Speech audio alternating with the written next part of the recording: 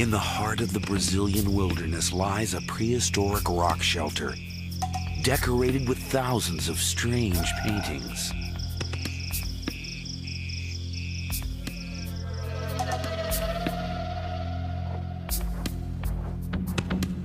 South American archaeologists are finding unusual human remains.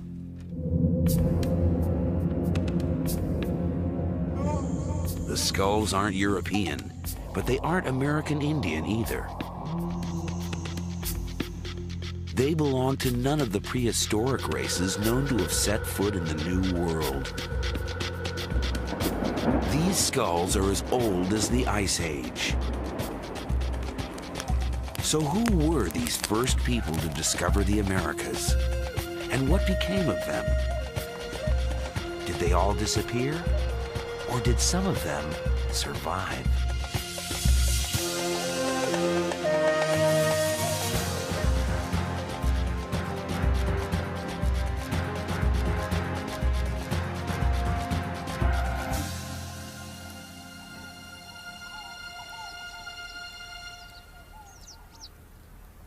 This is Serra da Capivara, a rocky outcrop of cliffs and valleys in a remote corner of northeast Brazil.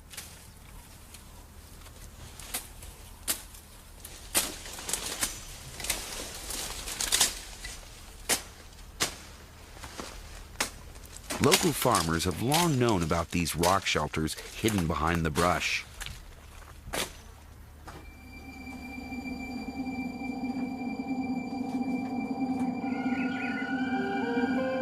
Shelter walls are decorated with scenes from everyday life.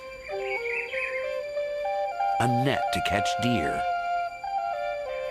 A stick to collect honey from a beehive. A hand shielding the eyes. Here, 3 people are helping a pregnant woman give birth.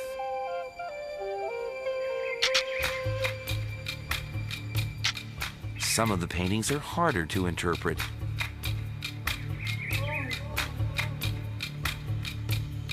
These curious-looking figures are thought to be men in disguise, dancing with women.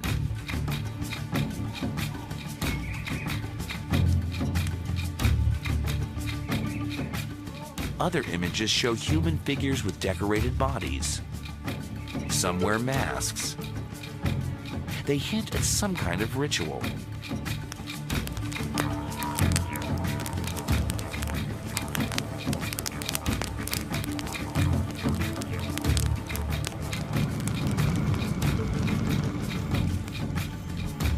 No one yet has figured out what these scenes mean. But local farmers claim to know who originally painted them.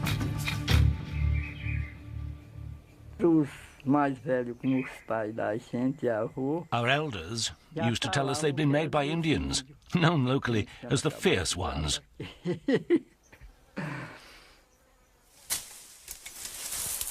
Indians were the obvious candidates.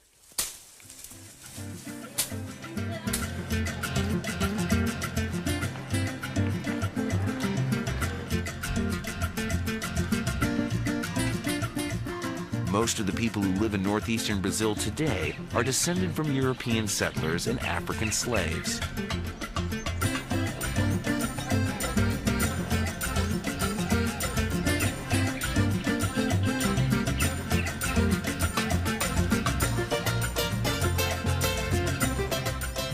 But these ancestral groups arrived in Brazil just 500 years ago. When the Portuguese first discovered Brazil, they found that Indians were already here. And a few of the local villagers are descendants of mixed marriages between Indians, farmers, and slaves.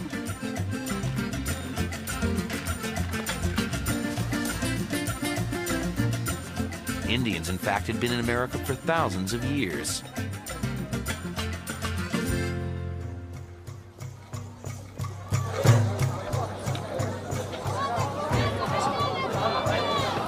Scientists today can tell precisely when they arrived and from where.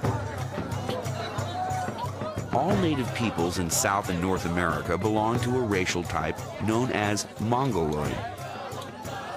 They're descended from the ancient peoples of Siberia.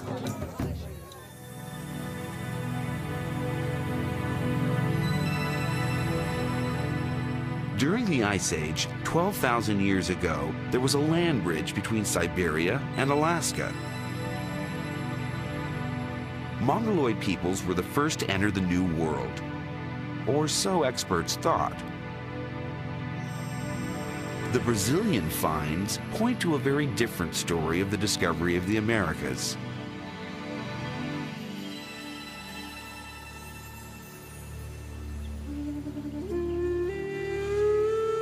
The paintings on these rock shelters are much older than the Indians. Here, hunters chased giant armadillos, an animal that flourished during the Ice Age, long before the arrival of the Indians.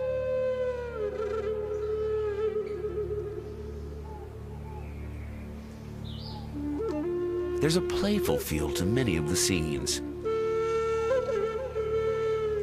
Here, a group of men are standing on each other's shoulders, just like a circus act. And here, a rare romantic moment.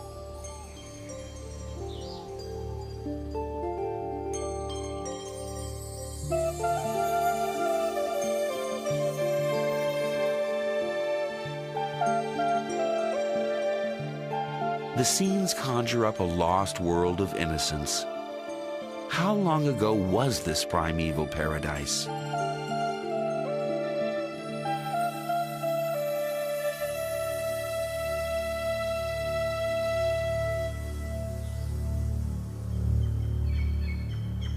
French archaeologists have just finished digging in Pedra Furada, the largest of the rock shelters. Their aim was to go back in time to a period well before the arrival of American Indians.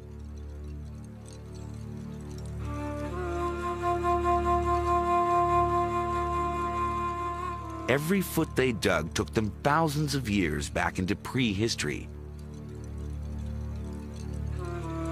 When they reached layers 40,000 years old, they found these.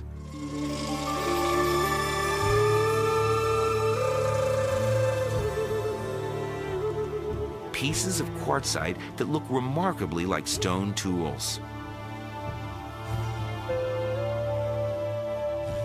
The edges on one side of the stones were flaked off.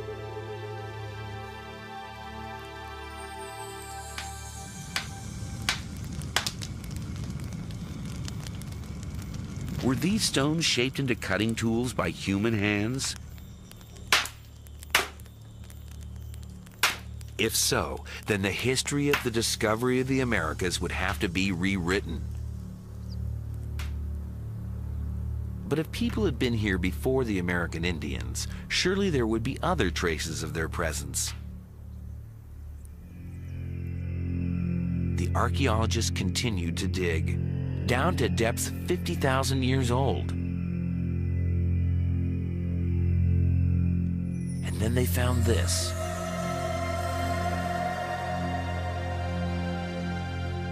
Fragments of animal bone and charcoal.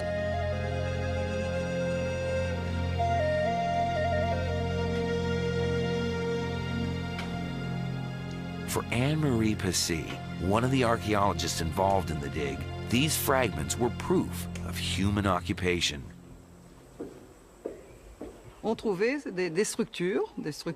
We found structures shaped like hearths. Next to the charcoal, depending on the period, we sometimes found food leftovers of animals they may have eaten.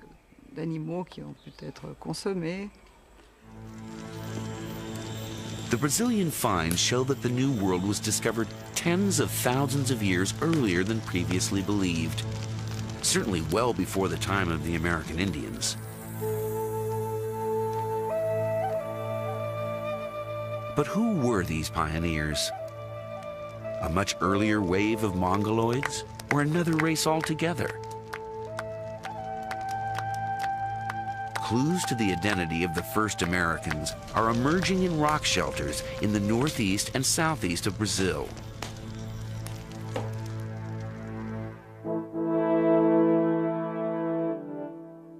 Archaeologists there have recently unearthed human remains.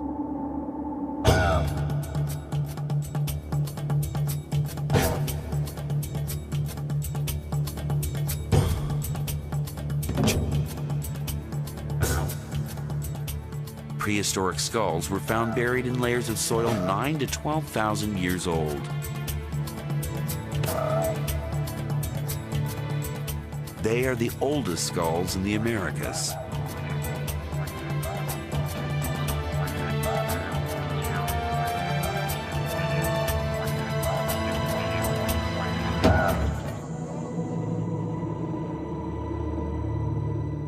And this is the oldest of them all.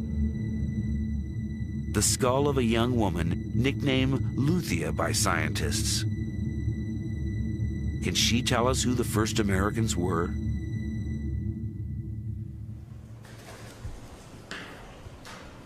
Walter Neves is a physical anthropologist at Sao Paulo University in Brazil.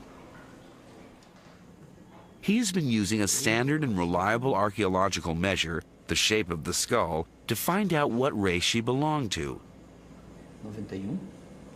He fully expected Luthia to be a Mongoloid, an ancestor of the American Indians. 91. But then he fed the measurements into the computer. When we started running the computer and seeing the results, it was amazing because we realized that the statistics, the quantitative analysis we were doing was not showing just people to be Mongoloid. In fact, the analysis was showing these people was anything except Mongoloid.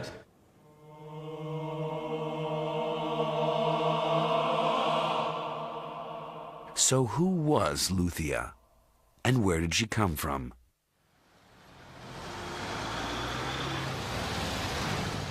To find out, the skull was taken to a hospital in Rio de Janeiro to begin the process of reconstructing her face. The first stage was to make a three-dimensional CAT scan of Luthia's skull in order to build a replica.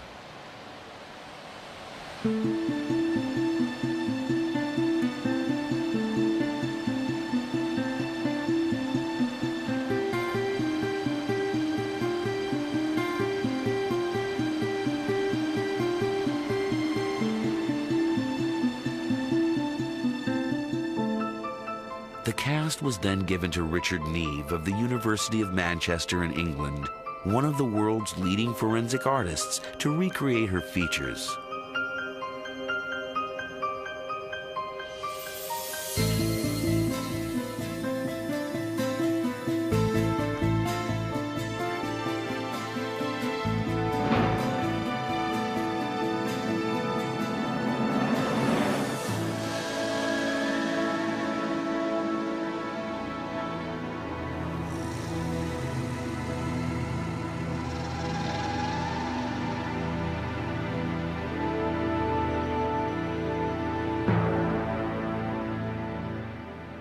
That, to me, is a Negroid face that has all the features that you associate with a Negroid face.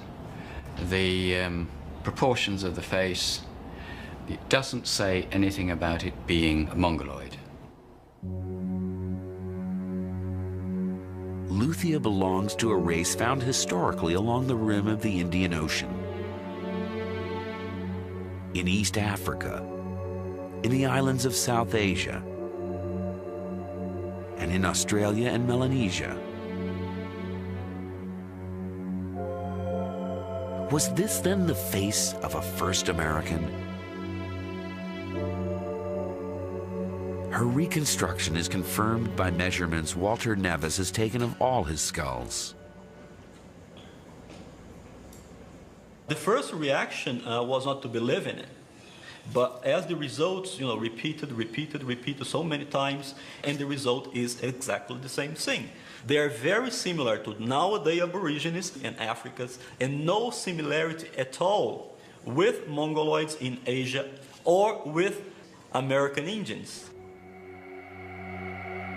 But how could Luthia be African and Australian? According to Walter Neves, there's a very simple explanation. Luthia is a bit of both. The first humans originated in Africa. It's known that around 100,000 years ago, waves of people migrated out of Africa. One such wave went east, and 60,000 years ago, it reached Australia.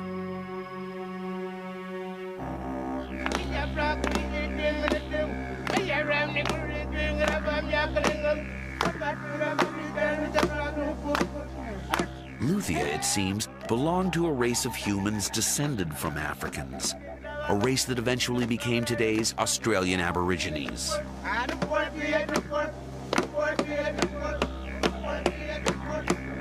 But if the first people to enter the New World were the ancestors of present-day Aborigines, how could they possibly have reached the Americas?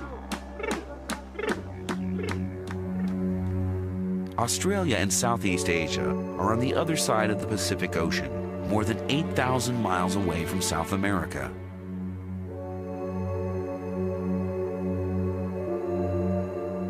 It's true that during the Ice Age, there was a land bridge between Siberia and Alaska. In theory, the ancestors of the Aborigines could have migrated north and crossed over into Alaska.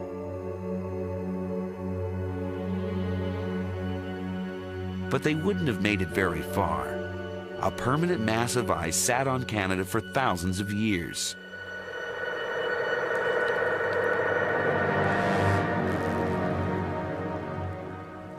That wall of ice would have blocked the way into America to both animals and humans. But could there have been another route to South America?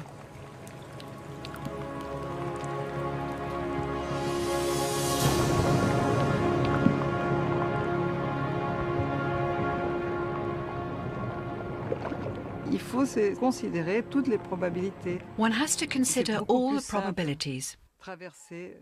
It's much simpler to cross the ocean than to adapt to the cold of the North Pole.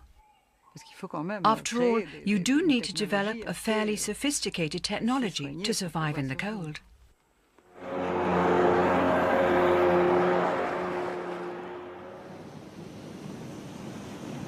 But did the ancestors of the Aborigines have the technology to cross the Pacific?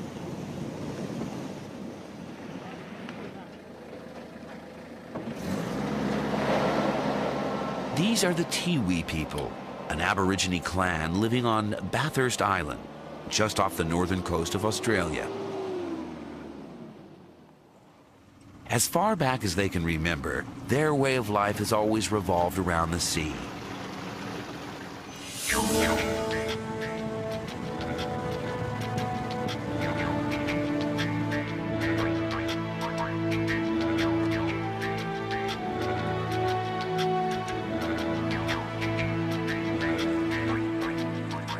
And in these shallow tropical waters, the old-fashioned spear is still the best tool to catch crabs.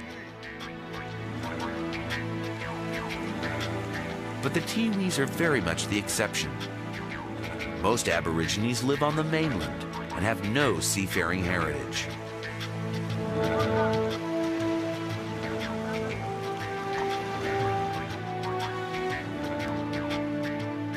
But what about the Aborigines' very earliest ancestors? Might they have been able to navigate?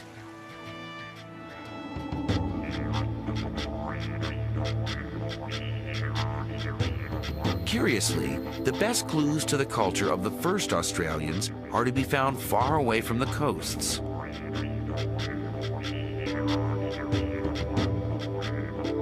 This is the Kimberley, a forbidding rock desert on the northern tip of Western Australia.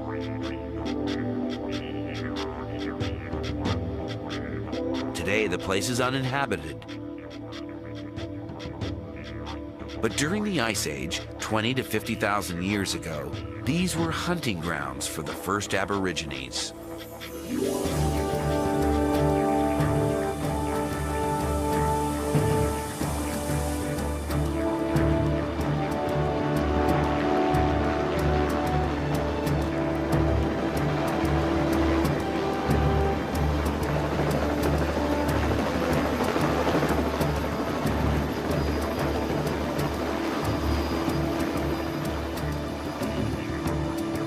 Graham Walsh, an Australian rock art specialist, has devoted his life to finding and recording their earliest traditions.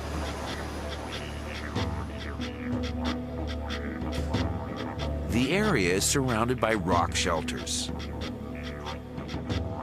many of them decorated with images painted tens of thousands of years ago.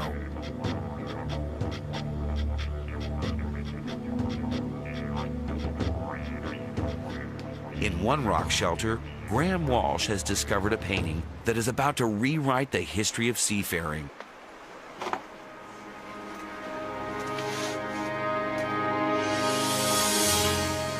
It's the oldest painting of a boat anywhere in the world.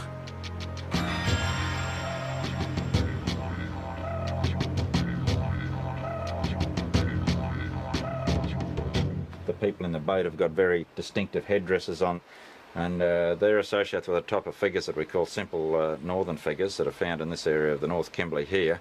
They're associated with war scenes, battle scenes where they're not using spear throwers, and so we can date that type of figure by the type of technology that they're depicted with. And it's very ancient because the spear throwers, we've dated paintings with spear throwers on as predating 17,000 years.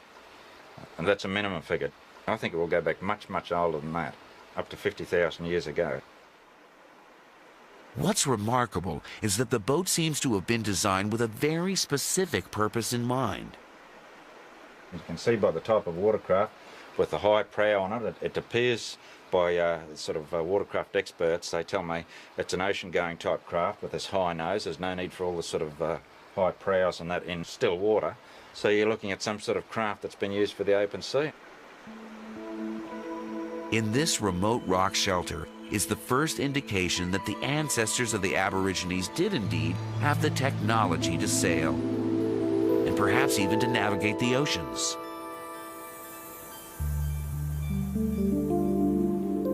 But why would they have wanted to cross the Pacific? The vastness of the ocean was surely a deterrent.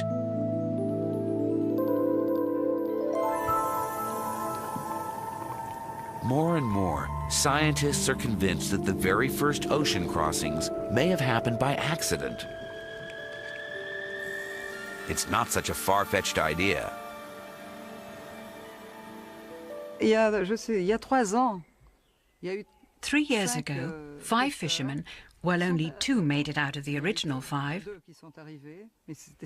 set off in the middle of a storm off Africa.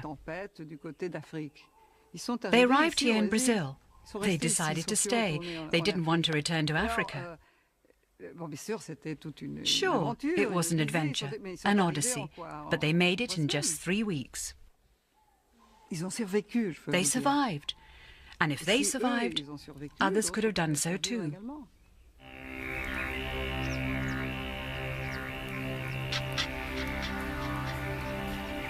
If the ancestors of the Aborigines did reach South America by chance, they would have been the first people to settle the New World.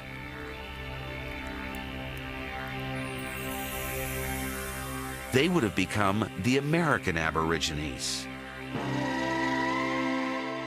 But if this is what happened, where are their descendants? Why are there none of these American Aborigines in North and South America today? One possibility is that for a long time they lived alone in the continent, leading an idyllic life, free from invaders. After all, the land route from Asia into North America remained firmly blocked for thousands of years.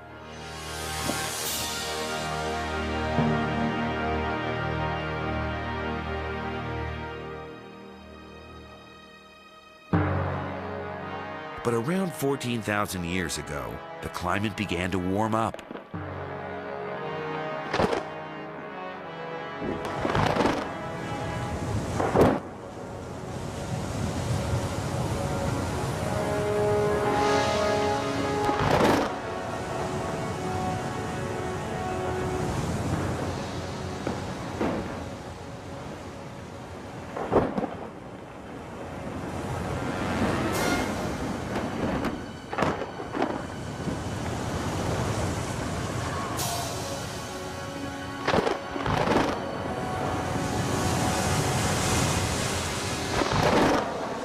the Ice Age was coming to a dramatic end.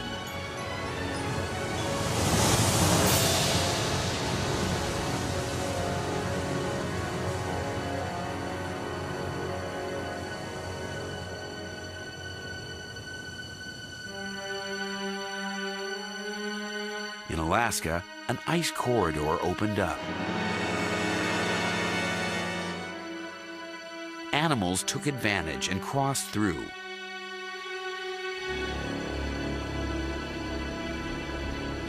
Chasing them were Mongoloid hunters.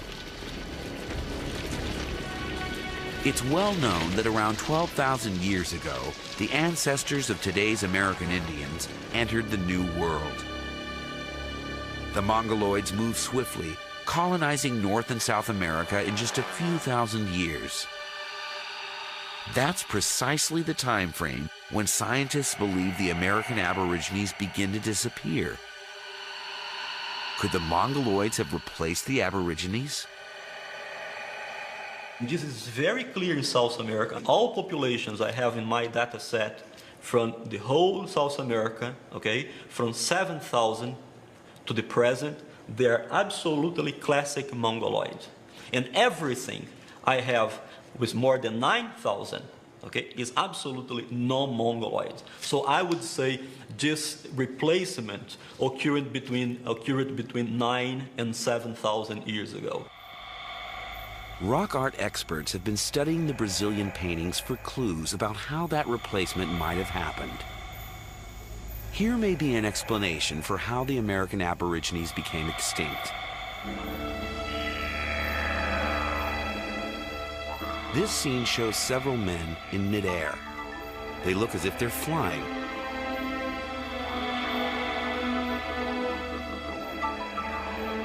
At first, scientists assumed they reflected the playful lifestyle of the American Aborigines.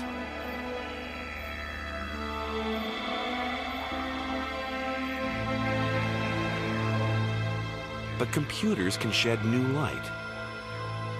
Images can be digitally removed and then reintroduced one at a time.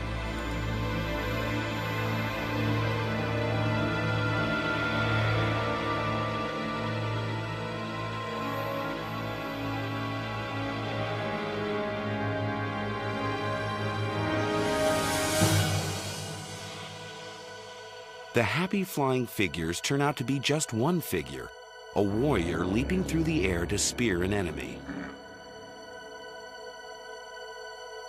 At first, we thought this was a scene of harmony, with various figures flying through the air.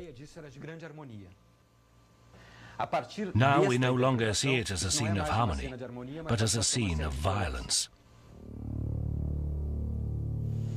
Suddenly, the meaning of the other enigmatic scenes becomes clear. This is another act of aggression. And this, perhaps, an execution.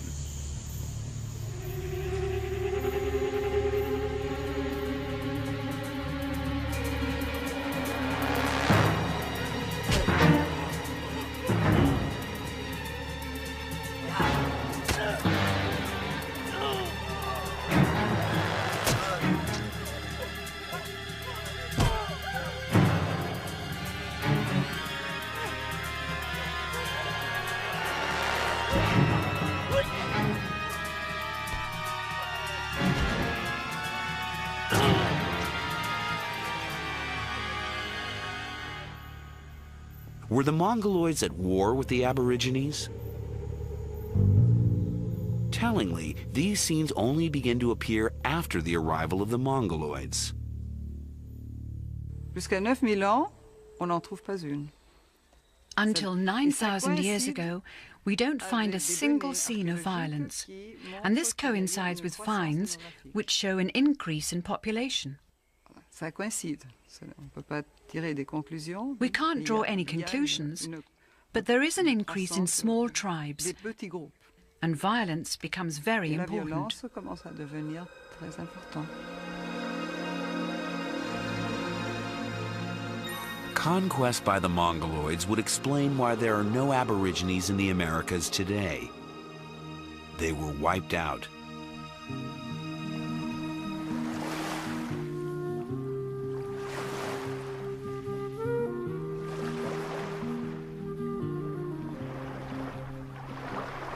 But persecuted peoples often avoid extinction, either through intermarriage with the invader or by escaping into the wilderness.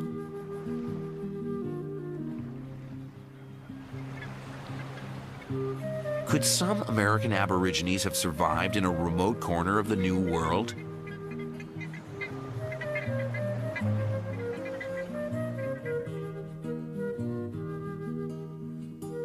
At the southernmost end of the continent lies Tierra del Fuego, a group of islands isolated from the mainland by the Strait of Magellan.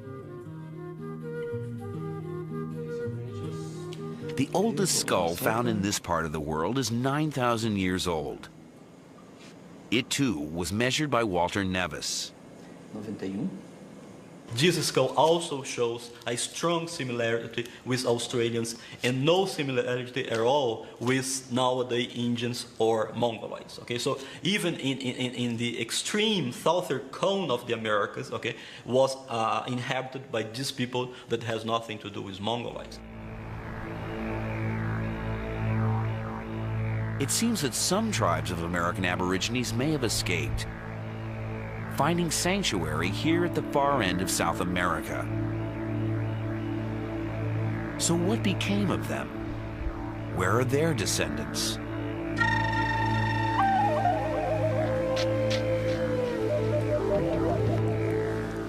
When the first Europeans explored Tierra del Fuego, they encountered bands of hunters and gatherers, the Fuegians.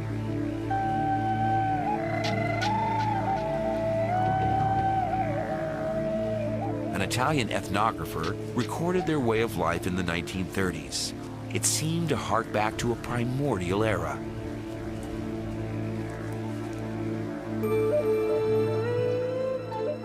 Sisters Cristina and Ursula Calderon are children of those hunters and gatherers.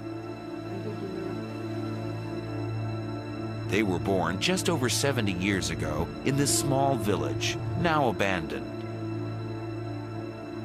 Could these sisters be actual descendants of Luthia and the American Aborigines? On the face of it, no. Their appearance is not very different from that of other Native Americans.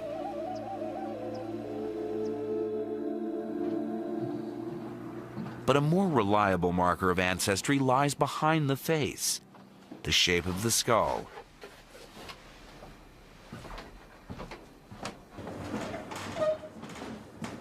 The local museum houses several skulls of modern Fuegians, recent ancestors of Cristina and Ursula.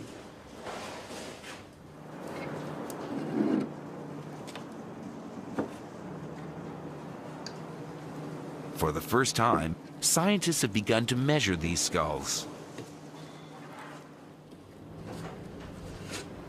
As expected, they have found some classic Mongoloid traits, such as flat faces. But they also found unusual features, pronounced ridges over the eyes, a distinctly non-Mongoloid characteristic.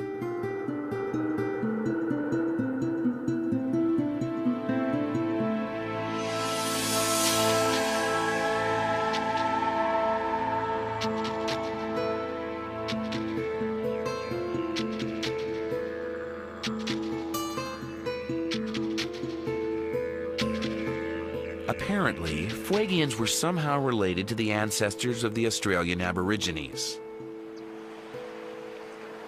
We think that Fuegians is the nowadays Fuegians or the historic Fuegians are the result of interbreeding between the non-Mongoloids and the Mongoloids.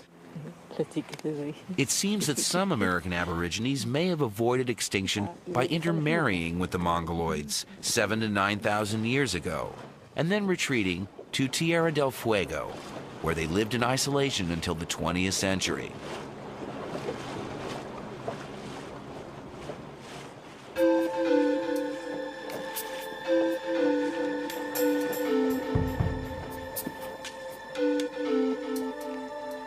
But the Aborigines were originally a race adapted to life in the tropics. How could they have survived in this cold and damp corner of South America?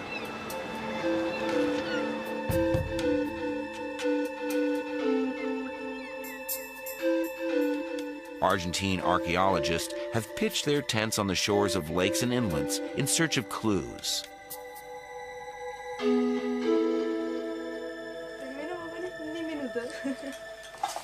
On this beach, they found mounds of mussel shells. Una secuencia de valvas que si la miras se está clavando dentro o por debajo. The oldest layer is 6,000 to 7,000 years old. Is this ancient garbage left behind by American Aborigines?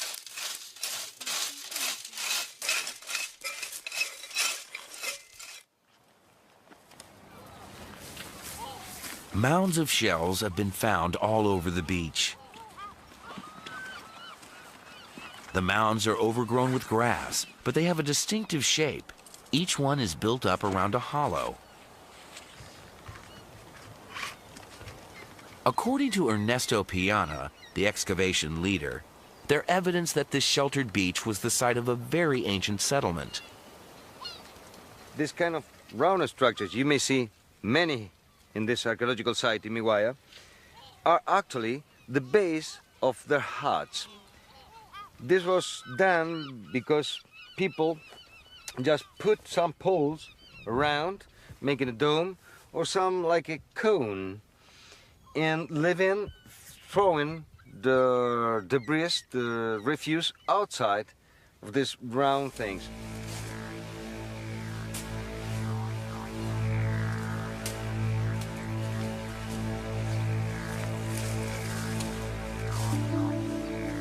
Alongside the very same beaches, similar huts were being built by the Fuegians until just 60 years ago.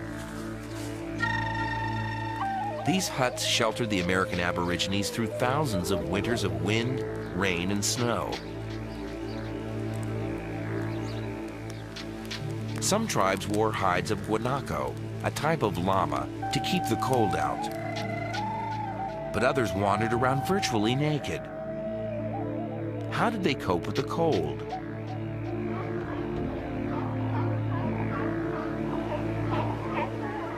Tierra del Fuego was surrounded by colonies of seals.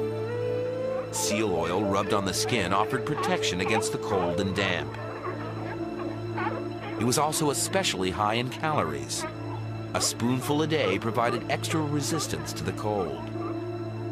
We were given spoonfuls of seal oil. That's how I grew up healthy. And I guess that's why I'm still here today.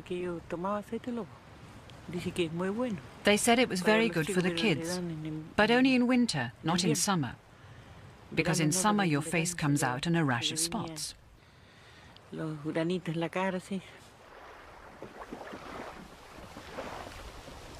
Fuegians also kept fires lit indefinitely, even when they were on the move. They lit their fires in the canoe.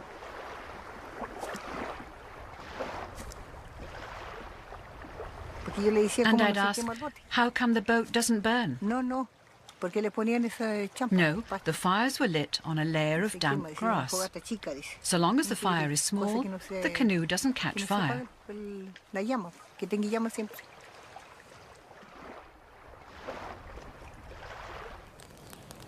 Isolated from the rest of the continent, the descendants of the American Aborigines preserved their way of life for thousands of years.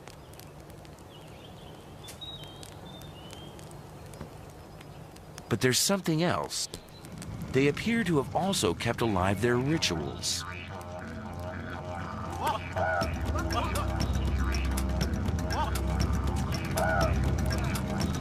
The 1930s expeditions recorded secret initiation ceremonies.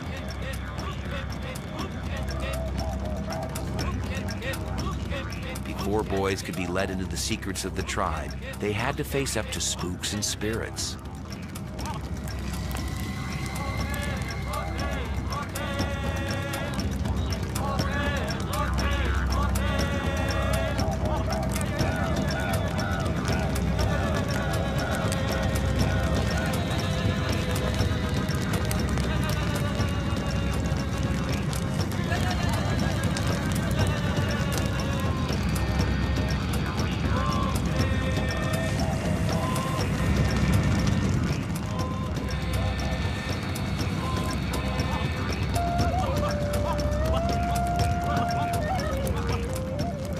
According to the ethnographic reports, boys and women believed the ghosts were real.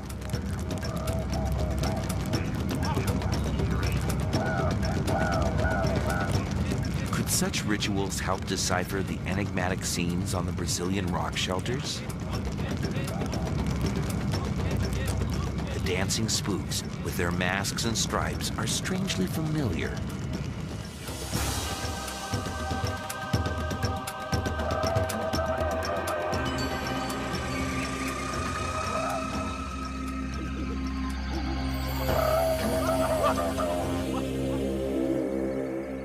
Tribal wisdom taught to the Fuegian initiates was secret.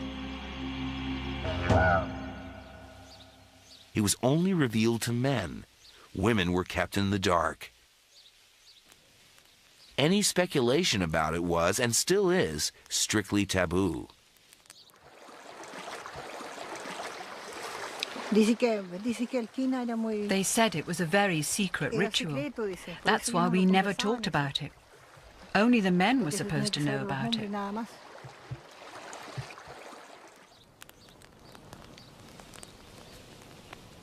What was so secret that it had to be kept from the women? Some of the chiefs, according to ethnographers, explain that there was a time in a very distant past when women ruled society. So the women must never know, lest the men lose their grip on power. Perhaps this story was brought into the New World by the American Aborigines, because similar legends have been recorded amongst Aborigine tribes in Australia.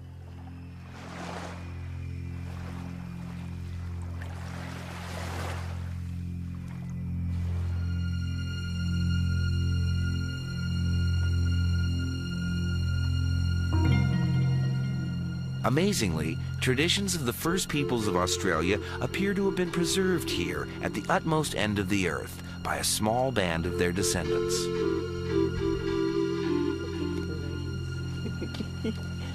But after surviving 50,000 years, the memory of those traditions is now at risk of being lost forever.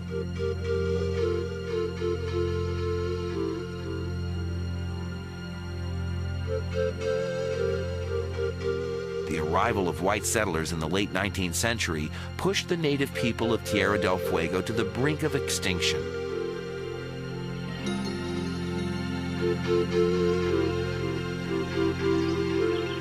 The guanaco was one of the main sources of food. But when European settlers arrived, they saw a land ideally suited for something else.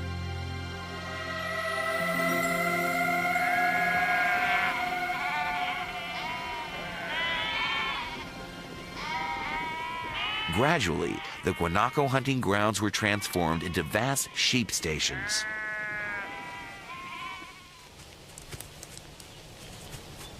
It seems that the Fuegians thought they could simply switch to hunting sheep.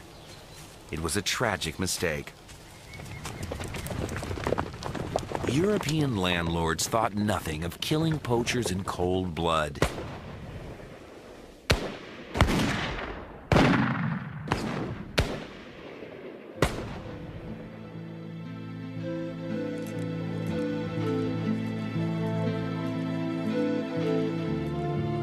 Christian missionaries tried their best to help the natives adapt to the changing circumstances.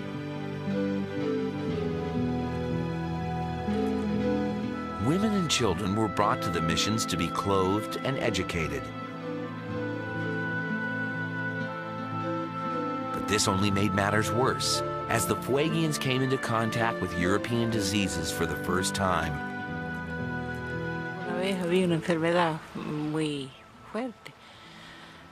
There was a virulent disease, and many died from that. A few survived, but then came a stomach illness, and many more died. Many babies and adults. I was ill too, but I pulled through.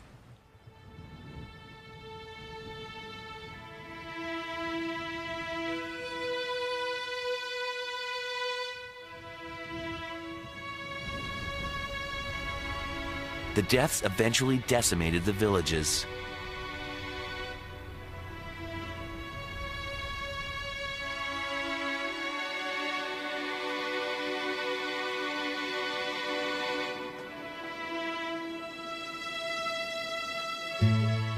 "30 years ago, Christina and Ursula had to abandon the village where they grew up and move into a white settlement.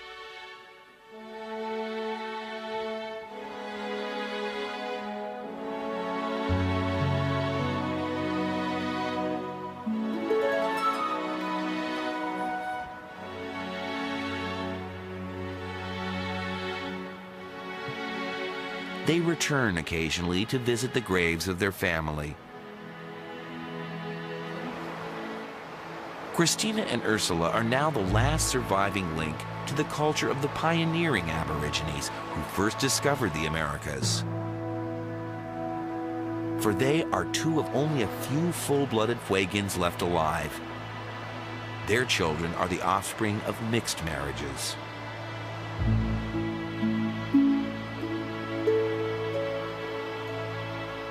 Just as it did 9,000 years ago, intermarriage, this time with Europeans, may save something of the American Aboriginal culture from complete extinction.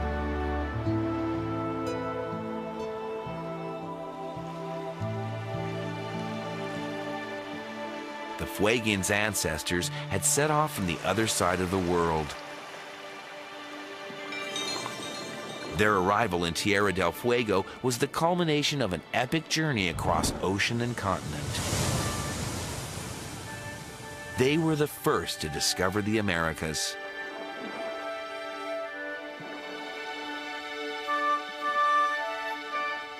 "50,000 years later, their descendants have dwindled to a handful of survivors. But who knows? Perhaps the Fuegians were not the only Aborigines to survive the arrival of the Mongoloids. Maybe another tribe of long-lost American Aborigines is awaiting discovery in some remote corner of the Brazilian jungle.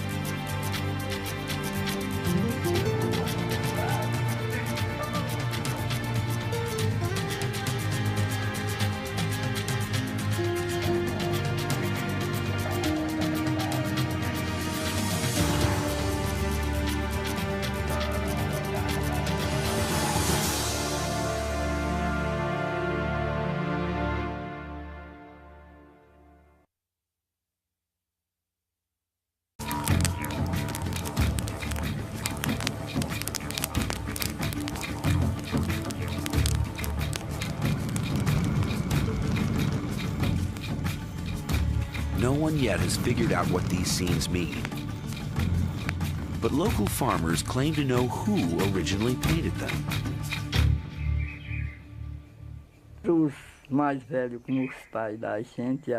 Our elders used to tell us they'd been made by Indians, known locally as the fierce ones.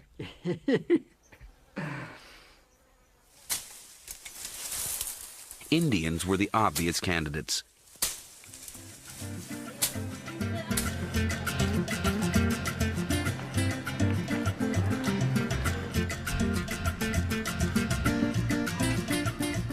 Most of the people who live in northeastern Brazil today are descended from European settlers and African slaves.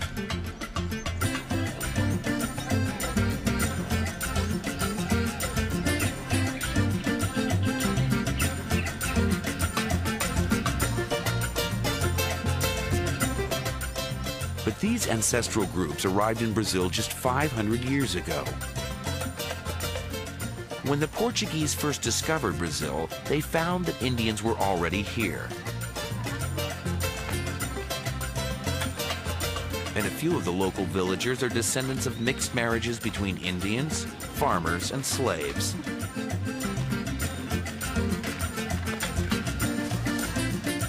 standing on each other's shoulders, just like a circus act. And here, a rare romantic moment.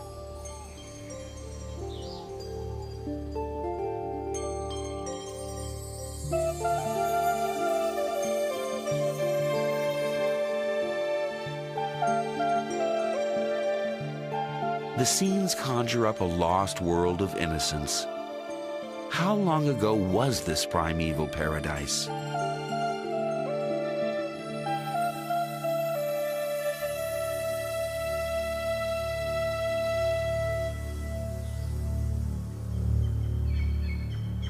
French archaeologists have just finished digging in Pedra Furada, the largest of the rock shelters. Their aim was to go back in time to a period well before the arrival of American Indians.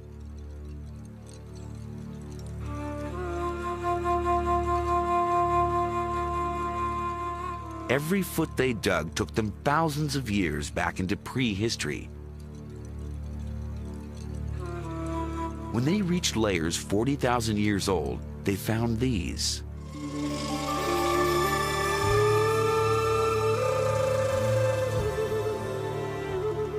Pieces of quartzite that look remarkably like stone tools. The edges on one side of the stones were flaked off.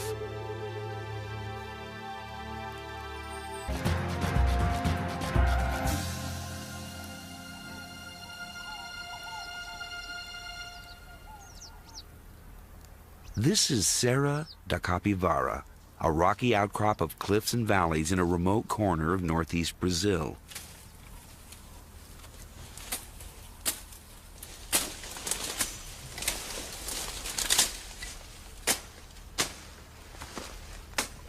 Local farmers have long known about these rock shelters hidden behind the brush.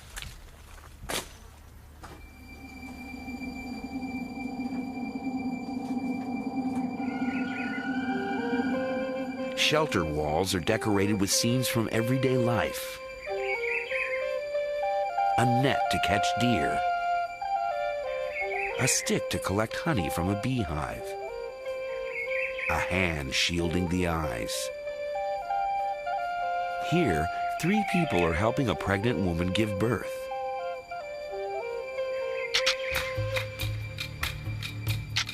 Some of the paintings are harder to interpret.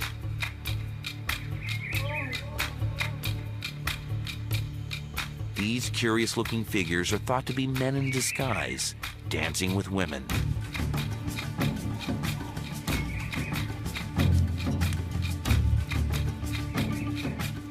Other images show human figures with decorated bodies. Some wear masks. They hint at some kind of ritual. Indians, in fact, had been in America for thousands of years.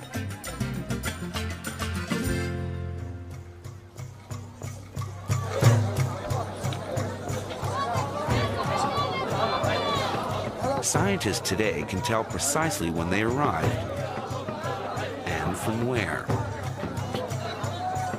All native peoples in South and North America belong to a racial type known as Mongoloid. They're descended from the ancient peoples of Siberia.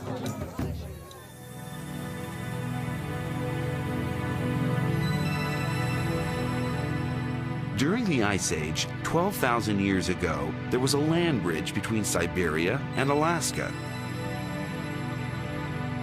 Mongoloid peoples were the first to enter the New World, or so experts thought.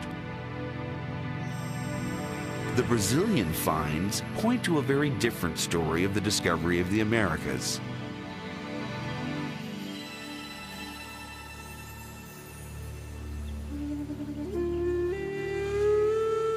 Paintings on these rock shelters are much older than the Indians.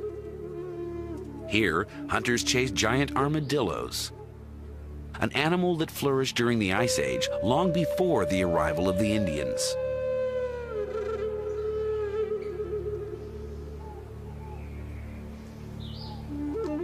There's a playful feel to many of the scenes.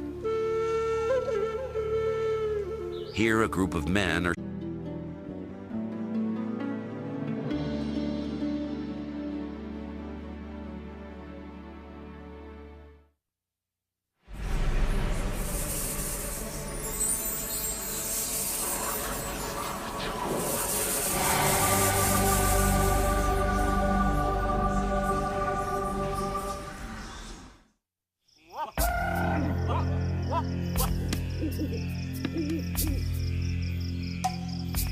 in the heart of the Brazilian wilderness lies a prehistoric rock shelter, decorated with thousands of strange paintings.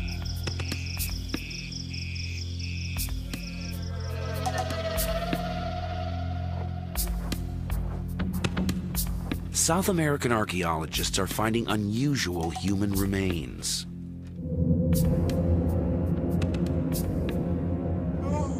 The skulls aren't European, but they aren't American Indian either. They belong to none of the prehistoric races known to have set foot in the New World. These skulls are as old as the Ice Age. So who were these first people to discover the Americas? And what became of them? Did they all disappear? Or did some of them survive?